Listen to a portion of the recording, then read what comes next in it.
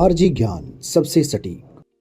नमस्कार, जय हिंद साथियों। मेरे प्यारे साथियों, इजराइल और हमास वार में एक नया मोड़ क्या, आतंकवादी संगठन हिजबुल्लाह भी इसमें अब पूरी तरीके से शामिल हो गया है। क्या है आतंकवादी संगठन हिजबुल्लाह और कितना ताकतवर है और ये इजराइल का कितना नुकसान कर सकता है, इस बात की जानकारी करने के लिए आपको इस सेशन में बना रहना होगा। मेरे पीछे आप 3 तस्वीरें देख रहे हैं। इसमें एक तस्वीर है बेंजामिन नेतन्याहू साहब को तो बच्चा बच्चा जानता है, और पड़ोस में है सिनेवार जो इब्राहिम हानिये के बाद, जो कि ईरान में मारा गया था, जिसे मोसाद ने मार दिया था, उसके बाद जो हमास का नया पॉलिटिकल प्रमुख है। इतना खतरनाक ये शख्स है कि इसे गाजा पट्टी के कसाई के रूप में जाना जाता है। इसे गाजा का लादेन भी इसको कहा जाता है। मेरे प्यारे साथियों, आप ये सोच रहे होंगे कि इस पूरी कहानी में जब आप इजराइल और हमास और हिजबुल्लाह की बात कर रहे हो, इसमें मोसाद कहां से आ गया। मोसाद एक ऐसी जो एजेंसी है, इजराइल की खुफिया एजेंसी, जिसने शायद इस युद्ध में बड़ी इंपॉर्टेंट भूमिका निभाई है।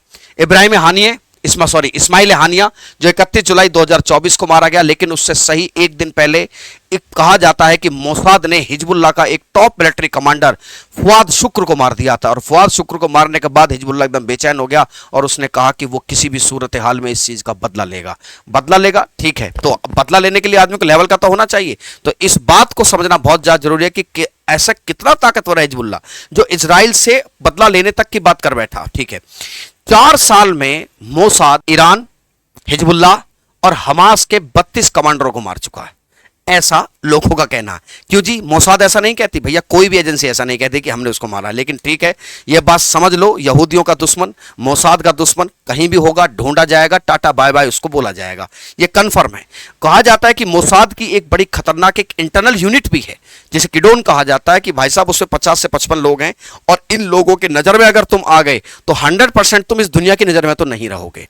चलिए साहब, इसी क्रम में जब 30 और 31 जुलाई की घटना है, जब बड़ा न्यूज फ्लैश होता है, ईरान में थे इस्माइल हानिया, तो ईरान में था, राष्ट्र साहब की शपथ देने गया था, अचानक से एक अटैक हुआ और उसमें वो मारा गया। चलिए साहब, कुल मिलाकर बात है कि क्या है मोसाद।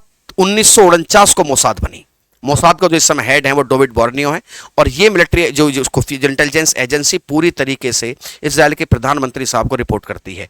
इसके कितने ऑपरेशन ऐसे हैं जिनकी गिनती अनगिनत है, लेकिन फिर भी कुछ ऐसे हैं जो बच्चे बच्चे की जुबान पर हैं, जिन पर फिल्म बनी, डॉक्यूमेंट्री बनी, जिसमें से एक था ऑपरेशन थंडरबोल्ट। क्या था ऑपरेशन थंडरबोल्ट? और जब म्यूनिक ओलंपिक के दौरान इजराइल के एथलीट्स को आतंकवादी चरमपंथी गुटों ने मार दिया, तो उन्होंने पूरी दुनिया में अपने एथलीट्स के मर्डर को ढूंढा और ढूंढ के मारा, और इसको ऑपरेशन रैथ ऑफ गॉड का नाम दिया। क्या दिया? Wrath of God. Wrath of God एक ऐसी चीज, कभी आप यूट्यूब पर सर्च करेंगे, गूगल पर सर्च करेंगे, आपको तमाम तरह की फिल्में भी इस पर देखने को मिल सकती हैं। बहुत सारी फिल्में भी इस पर बनी हैं, इसके ऊपर।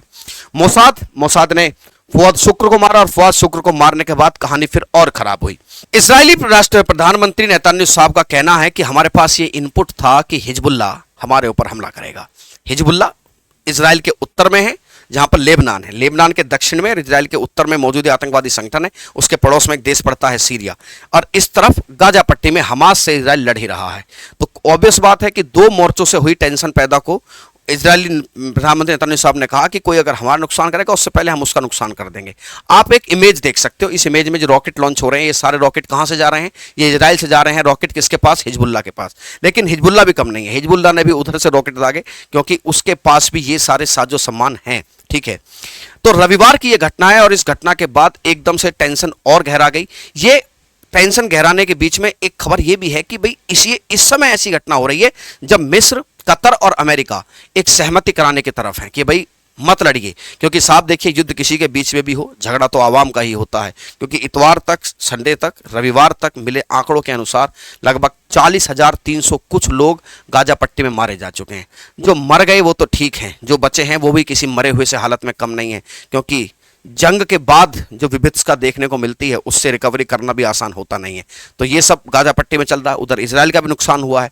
फाइनली बात ये निकल कर आई कि एक तरफ तो ये 3 लोग बैठे हैं कि किसी भी तरीके से शांति स्थापित करा दी जाए। ठीक है, लेकिन हम एक बात आपको बता दें, ये बहुत चालाक हैं। जो विश्व महाशक्तियां, ये बड़ी चालाक हैं। इन्होंने विश्व को ऐसे मुहाने पर लाकर खड़ा कर दिया है। एक टर्म इस्तेमाल की जाती है, ध्रुवीकरण। ये ध्रुवीकरण ही प्रथम विश्व युद्ध की देन था, ये ध्रुवीकरण ही सेकंड वर्ल्ड वॉर की देन था, और ये विश्वास करना, ये पोलराइजेशन ही थर्ड वर्ल्ड वॉर की देन बनेगा। अगर हुआ तो। हम तो चाहते हैं कि ना हो, लेकिन जैसे हालात हैं उन हालातों से इस बात से बिल्कुल इनकार नहीं किया जा सकता कि तीसरा विश्व युद्ध नहीं होगा, क्योंकि यही सब तो पृष्ठभूमियां होती हैं। अभी प्रथम विश्व युद्ध हुआ तो अचानक से हो गया था? नहीं ना, 10 15 20 साल से उसकी पृष्ठभूमि लिखी जा रही थी।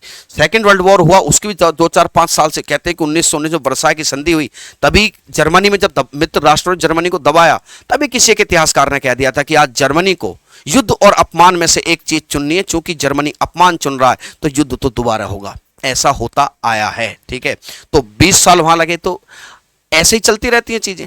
जब आप कभी वर्ल्ड वार, मान लो थर्ड वर्ल्ड वार हो गया, तो लोग इजराइल हमास को, रूस यूक्रेन क्या समझेंगे कि युद्ध की परिस्थितियां बहुत पहले से लिखी जा रही थी, तो ये परिस्थितियों में काउंट होंगे, ठीक है। तो ऐसे हालात धीरे धीरे बन जा रहे हैं, और दुनिया, ये बात सच है कि ना चाहते हुए भी दो ध्रुवों में बढ़ती चली जा रही है, और जो ताकतवर देश हैं वो किसी न किसी को अपने पक्ष में रखते चले जा रहे हैं। मैंने आपको याद करिए, मैंने अभी आपको एक सेशन पढ़ाया था, नहीं याद हो तो जाकर देखिएगा, जब मैंने कहा था कि प्रधानमंत्री जी की यूक्रेन यात्रा भी यूं ही नहीं है। रूस यात्रा के बाद जो अमेरिका को थोड़ी सी तलखी हमसे हुई, शायद जियोपॉलिटिकल बैलेंस बनाने की ये कोशिश है। होता है, जब बड़े देश होते हैं तो उनको खुश करने की कोशिश भी आदमी करता ही करता, क्योंकि अपना नुकसान कोई करना नहीं चाहता है। फाइनली मुद्दे पर आते हैं। ये आपस में एक दूसरे के झगड़ा हुए, हिजबुल्लाह ने इधर से और इजराइल ने इस तरफ से रॉकेट फायर किए और प्रतिक्रियाएं सामने आई। हमास का मुखिया शनिवार ने कहा कि ये बड़ा अच्छा, आपने कहा है, काफी अच्छा काम किया। हूती विद्रोह जो यमन से बिलोंग करते हैं वो कहते हैं कि साहब बात ऐसी है कि ये आपका बड़ा साहसिक कदम है, आप करिए जो कर सकते हैं, हम भी आपके साथ हैं। इसी बात से एक चर्चा फिर जन्म लेती है कि आखिरकार ये हिजबुल्लाह आतंकवादी संगठन क्या है और ये कितना ताकतवर है, क्या ये इजराइल का किस लेवल नुकसान कर सकता है। तो मेरे प्यारे साथियों, बात चौंकाने वाली है और इसकी ताकत के आंकड़े भी चौंकाने वाले हैं। ये एक वेल ऑर्गेनाइज्ड मिलिटेंट ग्रुप है। आप इसकी देखिए, इसकी आर्मी देखिए, इसका झंडा देखिए, आपको प्रॉपर ड्रेस मिलेगी। क्या आपने कभी किसी आतंकवादी संगठन के केस में ऐसा देखा है? ऑब्वियस बात है, नहीं देखा होगा। चलिए साहब, ये बना कैसे, इसके बनने के ऊपर बात करते हैं। हिजबुल्लाह लेबनान का एक आतंकवादी, कथित आतंकवादी संगठन है। कथित मैं इसलिए कह रहा हूं क्योंकि सब लोग इसको आतंकवादी गुट नहीं मानते हैं। कौन मानते हैं? अरब खाड़ी के देश, अरब लीग के देश, पश्चिमी देश इसको आतंकवादी संगठन मानते हैं। ईरान, देखिए पूरी दुनिया में मुसलमान 2 कैटेगरी में बटे हुए हैं, पहले शिया हैं, दूसरे सुन्नी हैं। सुन्नी शिया मुसलमानों का सबसे बड़ा देश ईरान है। लेबनान में भी शिया मुसलमानों की संख्या ठीक ठाक है। तो शिया मुसलमानों के वो उत्पीड़न से बचाने के लिए ईरान ने अपने पैसे से, अपने संसाधनों से लेबनान में एक आतंकवादी संगठन खड़ा किया, और यह आतंकवादी संगठन शिया मुसलमानों का एक संगठन खड़ा हो जाता है। इसी संगठन का नाम हिजबुल्लाह है। हिजबुल्लाह का शाब्दिक अर्थ देखोगे तो हिजबुल्लाह का शाब्दिक अर्थ होता है खुदा के लड़ाके, ईश्वर के लड़ाके, है ना। किसका अर्थ? हिजबुल्लाह का। अब धीरे धीरे, अच्छा, ये एक ऐसा दौर था कि जब इजराइल जो है अपने पैर पसार रहा था, क्योंकि इजराइल की ताकत भी हम ये कह सकते हैं कि एक्सपोनेंशियली ग्रोथ करी है। इजराइल भी अपने चारों तरफ कब्जे को इस प्रकार से नाम देता है कि भाई साहब, अगर हमने अपने चारों तरफ एरिया को कंट्रोल नहीं रखा तो हमें खतरा है। सही बात है, आत्मरक्षा के नाम पर कुछ भी करना कई बार जायज हो जाता है। तो जब ये लेबनान की तरफ बढ़ा तो लेबनान में इसका जो है वहां पर कॉन्फ्लिक्ट इस संगठन से शुरू होता है। लेकिन धीरे धीरे राजनीतिक परिदृश्य बदला और इजराइल ने वहां से कदम अपने पीछे हटा लिए। तो ऑब्वियस बात है, जब कदम आपने पीछे हटा लिए तो हिजबुल्लाह को भी थोड़ा सा शांत हो जाना चाहिए था, नहीं। लेकिन हिजबुल्लाह ने अपनी ताकत को लगातार बढ़ाना जारी रखा और प्रॉपर एक अपनी फौज मेंटेन की। ये इतना खतरनाक होता चला गया संगठन कि इस संगठन में वहां की जो लेबनान की पॉलिटिकल पार्टीज हैं उनका ये मेन आदमी बन गए। इनके बिना वहां पर एक तरीके से इनके पास लेबनान की पॉलिटिकल स्ट्रक्चर में वीटो है। ये जो चाहते हैं वो वहां पर वही होता है। इसका लीडर कौन है? इसका लीडर का नाम है हसन नसरुल्लाह। हसन नसरुल्लाह जो आप इमेज में देख सकते हो, ये हसन नसरुल्लाह पिछले कुछ सालों से नजर नहीं आया है। कहां गया है? भी या नहीं भी? तो है, नहीं भी हो सकता है, क्योंकि आपने ध्यान है आपको, एक आतंकवादी संगठन हुआ करता था Islamic State Iraq and Syria, ISIS, al Zawahiri का एक ही फोटो बहुत दिनों तक चलता रहा। लोगों ने कहा कि अल जवाहिरी बहुत दिन पहले मारा जा चुका है। केवल उसके फोटो वीडियो, इसलिए फेक वाले वीडियो लाते रहते हैं ताकि लोगों को लगे कि हमारा सरगना जिंदा है। तो लेकिन इनके तो अभी मतलब जिंदा होने की संभावना ही ज्यादा है। क्यों नहीं बाहर आ रहे हैं? मोसाद, ये मोसाद के निशाने पर हैं। मोसाद ने कहा कि वो अपने शत्रुओं का तो सफाया करेगा किसी भी सूरत हाल। और मैंने बताया कि इस मामले में मोसाद का इतिहास बहुत साफ है। उन्होंने सोच लिया, गोला खींच लिया तो समझ लो उनकी नजर में आप आ गए, तो फिर आप किसी की नजरों में शायद नहीं रहेंगे। ठीक है, ये मोसाद का इतिहास रहा। मोसाद को किलिंग मशीन भी कहते हैं कि CIA के बाद सबसे खतरनाक एजेंसी है, ऐसा कहते हैं। ठीक है, अभी पूरी दुनिया में सारी खतरनाक एजेंसियां जो हैं वो अपने देश के लिए तो पूर्ण रूप से लगी हुई हैं, वो अपने देश को किसी भी तरीके से बचाती हैं। चलिए मोसाद कुछ आगे निकल जाती है इन सब बातों में, तो वो एक अलग मामला है, ठीक है। तो साहब ये इनका लीडर है। धीरे धीरे ये इतना ताकतवर होता चला गया कि इसने 2023 में जब हमास ने इजराइल में घुस के हमला किया, तो कायदा तो यह था कि उस समय आप ध्यान करिए, उस समय ऐसा कुछ नहीं था कि बहुत ज्यादा कॉन्फ्लिक्ट चल रहे हो, कोई बातचीत में तनाव पैदा हो रहा हो या छोटी मोटी हरकतें हो रही हो। अचानक से हमास इजराइल में घुस जाता है। अब आप मुझसे पूछोगे गुरुजी आप हमास के पक्षकार हो कि इजराइल के? भैया मैं हर उस आदमी का विरोधी हूं जो बिना वजह कोई उकसावे की कार्रवाई करता है। अभी भी तो वार्ता ही होगी ना, अभी भी तो सेटलमेंट ही होंगे। तो अचानक से हमास के लड़ाके इजराइल में घुसे और 1100 साढ़े 1100 लोग मार दिए गए और उनको वो कैद करके ले जाते हैं। मैंने बता दिया आपको कि इजराइल के लिए एक एक यहूदी की जान बड़ी इंपॉर्टेंट है। झगड़ा शुरू हुआ। इस झगड़े में हिजबुल्लाह बोला कि साहब बात ऐसी है कि अगर हमास जंग करता है, इजराइल जंग करता है, तो वो खुल के साथ देगा हमास का। ठीक है, इट मीन्स अगर आप साथ दे रहे हो तो ऑब्वियस बात है, परिभाषिक तौर पर बिल्कुल सीधा माइंड सेट है कि आप इजराइल के दुश्मन ही हुए। इजराइल से इनकी दुश्मनी, मैंने आपको बताया कि लेबनान पे जब इजराइल कभी इंटरफेयर करता था उस समय से इनकी चली आ रही है, ठीक है। यह संगठन ने 2006 में यह संगठन इजराइल के साथ एक प्रॉपर वॉर लड़ चुका है, प्रॉपर झगड़ा युद्ध हुआ था। और प्रॉपर इस युद्ध में इजराइल के भी आईडीएफ के भी कुछ लोग मारे गए थे। और कहां है ये संगठन? देखिए ये संगठन आप देख सकते हो, ये लेबनान है। ये लेबनान के पूरी तरीके से साउथ में ये संगठन मौजूद है और मतलब सेंट्रलाइज्ड है। कंट्रोल तो इसका लगभग पूरे लेबनान में है। पूरे पॉलिटिकल सिस्टम में ये वीटो पावर रखता है। तो यहां से इसका जो है ऑपरेट होता है, यहीं से झगड़ा जो है होना शुरू हो जाता है। पड़ोस में देश है सीरिया। सीरिया का भी एक तानाशाह हुआ करते थे, अगर आपको याद हो, बशर अल असद। बशर अल असद का भी ये समर्थक है। कौन? हिजबुल्लाह। बशर अल असद आप जानते होंगे, सीरिया का एक तानाशाह जो अब तक भी झगड़ा वहां चल रहा है। जनता उनको हटाना चाहती है, वो हटना नहीं चाहते हैं, ऐसा तो है ना, तो ये उसको बचाए रखना चाहते हैं।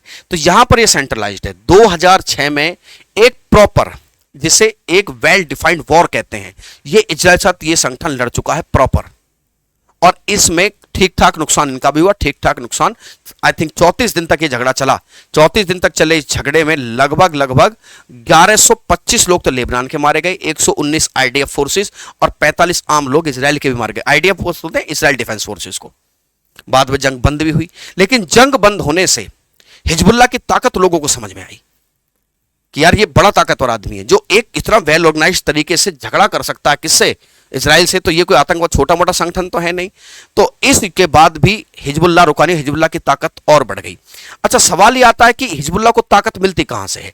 हिजबुल्लाह को बनाने का पूरा योगदान है ईरान का। ईरान ही हिजबुल्लाह को सपोर्ट करता है। ये होता है भाई, ईरान थोड़ा दूर है इजराइल से, हिजबुल्लाह एकदम पास है। इजराइल को से बनती नहीं है ईरान की, तो हिजबुल्लाह के माध्यम से वो कुछ ना कुछ हरकतबाजियां करवाता रहता है। यहां पर एक प्रश्न बड़ा उठना जायज है कि भाई साहब कितना ताकतवर है ये आतंकवादी संगठन हिजबुल्लाह। तो मेरे प्यारे साथियों, इस हिजबुल्लाह आतंकवादी संगठन के पास बताया जाता है कि 45,000 लड़ाके हैं, जिसमें से एक्टिव हैं 20,000, 25,000 रिजर्व हैं इसके पास। $70 करोड़ साल के इसको ईरान से प्राप्त होते हैं। हथियारों की बात की जाए, 1.25 लाख से 1,30,000 तक इसके पास मिसाइलें हैं, एंटी टैंक हथियार हैं, एंटी शिप मिसाइल हैं, एंटी एयरक्राफ्ट मिसाइल हैं। और आईडीएफ, इजराइल डिफेंस फोर्सेस, ये भी कहती हैं कि साहब इनके पास एयर डिफेंस सिस्टम भी है। एयर डिफेंस सिस्टम बड़ा चर्चाओं में रहता है, वो जो मिसाइलों को हवा में ही मार देता है। ये सब चीज इसके पास है और वेल ट्रेंड है। ईरान हिजबुल्लाह को हथियार, ट्रेनिंग और खुफिया मदद, इनपुट्स प्रोवाइड कराता है।